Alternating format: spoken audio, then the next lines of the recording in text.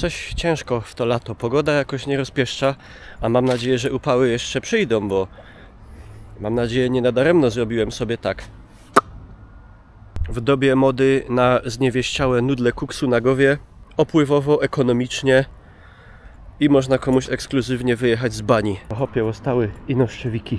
Póki nie leje i idzie wyjść z domu, to pozostając w takim nurcie ostatnio architektoniczno-budowlanym, pokażę Wam najpiękniejszą kamienicę na Śląsku.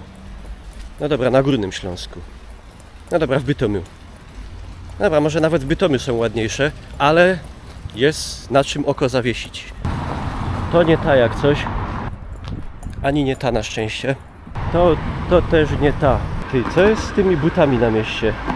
No, tej by się też przydał lekki glow up. Wyobraźcie sobie, będzie trudne, ale spróbujcie. Mamy rok nie 2025, tylko 1897. Nie ma TikToka, nie ma Krokodilo Bombardiro, ani Perseusza, prawda? Nie ma też mnie i tego filmu.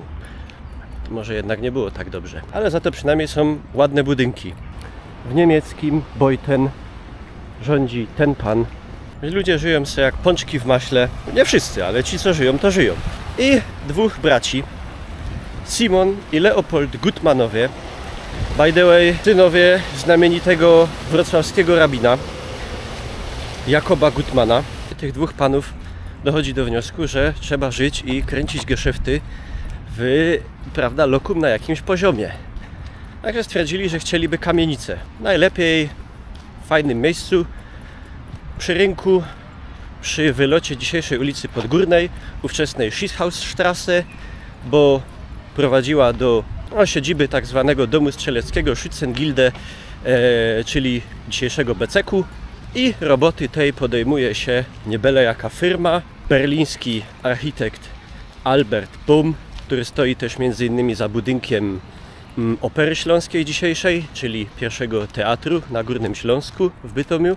No i jak można się domyśleć, wedle tamtejszych standardów nie robi swojej roboty, jak się to po śląsku mówi, po sielach, ino do porządku. I powstaje zajebisty budynek, który w końcu dzisiaj, po wielu, wielu latach, wygląda prawie że jak te 128 lat temu.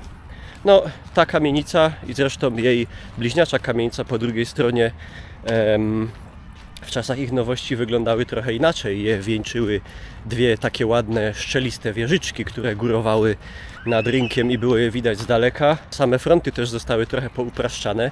Nie za komuny, wbrew pozorom, ale jeszcze za Niemca. Sporo wtedy budynków z takiej swojej pełnej formy, pięknej, jakiejś secesyjnej zostało poupraszczane albo przebudowane gdzieś w końcówce lat 20., początku 30. niestety w stylu modernizmu. Znaczy niestety, bo mi się nie podoba. Ale tutaj większość tych detali została zachowana. No a ta kamienica przez ostatnie naście lat nie wyglądała za dobrze. W sumie wyglądała tragicznie.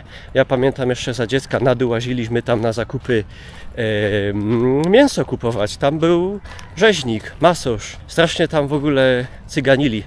Takie ściepy zawsze podrzucali, żeby to na wadze wychodziło więcej.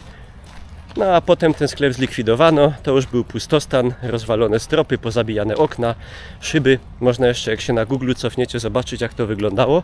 No i muszę przyznać, że w końcu właściciel, bo to jest prywatny budynek, jak się zdecydował to zrobić, no to robota jest zrobiona solidnie. Często jest też taka obawa, bo też nierzadko się to dzieje, że przy takiej rewitalizacji gdzieś zostaną detale zubożone, to tutaj wręcz przeciwnie, tych detali nawet przybyło trochę, w sensie te detale, które gdzieś tam w toku dziejów zniknęły, zostały nawet częściowo przywrócone, no i całość robi taki efekt, że wszyscy, którzy przechodzą pod tą kamienicą, zadzierają głowę do góry i oglądają, bo jest naprawdę piękna. Wystawiłbym w skali 6-stopniowej 6 nie, na pewno. 5 może z minusem, bo oczywiście nie obyło się bez zgrzytu. Otóż na dłuższej ścianie na tej kamienicy znajdował się od wielu, wielu lat nieco zapuszczony, ale dobrze widoczny napis niemiecki Oberschlesische Kleiderbazar, czyli górnośląski bazar odzieżowy, powiedzmy. No i ten napis niestety znikł. Nie mam pojęcia, czy są jakieś plany, żeby go odmalować. Obawiam się niestety, że nie. Trochę też dziwi mnie, że konserwator zabytków dopuścił do czegoś takiego. I wiecie, no to nie są żadne jakieś niemieckie resentymenta, Chociaż umówmy się, miasto wtedy wyglądało lepiej. Ale jednak w większości przypadków, kiedy takie artefakty historyczne są odnajdywane, na przykład we Wrocławiu często to widzę, to są zostawiane też albo odnawiane. Jest nawet kilka w Bytomiu takich przykładów. Nie zawracajmy kijem Wisły, albo Odry, albo Bytomki i nie lejmy się żurem i nie cygańmy, że Bytom nie był 200 lat. Niemiecki, pruski, a wcześniej circa about 200 austriacki. No jakby nie patrzeć, wszystkie najładniejsze budowle, jakie w Bytomiu i w ogóle na całym Śląsku powstały, to czy ktoś lubi czy nie, powstały tu za panowania niemieckiego. Ja też obserwuję i też wyskakują mi często jakieś takie przykłady rewitalizacji takich miejsc. Na przykład też we Wrocławiu się mówi o tym, że ma wrócić jakiś napis Kaiserbrücke z mostu grunwaldzkiego i tam też straszna sraka w komentarzach potem wychodzi. No wiecie, no nie trzeba kochać Niemców, ani nawet ich lubić, ale Niemcy to nie jest ino 6 lat okupacji i Adolf, nie? No jakby nie było, no mieli delikatny wkład w rozwój tej naszej krainy i tego im odmówić nie można. Ale no, nie licząc tego faktu, robota jest zrobiona prima sort. Myślę, że to śmiało można powiedzieć jeden z ładniejszych budynków w Bytomiu i jedna może z ładniejszych kamienic nawet, jakie na Górnym Śląsku widziałem. Kolejna taka perła odzyskana i oby takich było więcej, bo jest jeszcze ich bardzo dużo, choćby tu w najbliższej okolicy, które czekają na lepsze czasy i lepszą kasę. Jeśli znacie jakieś takie fajne przykłady, jakichś takich spektakularnych rewitalizacji budynków, odbudowy i tak dalej, dajcie znać, bo bardzo takie rzeczy mnie ciekawią.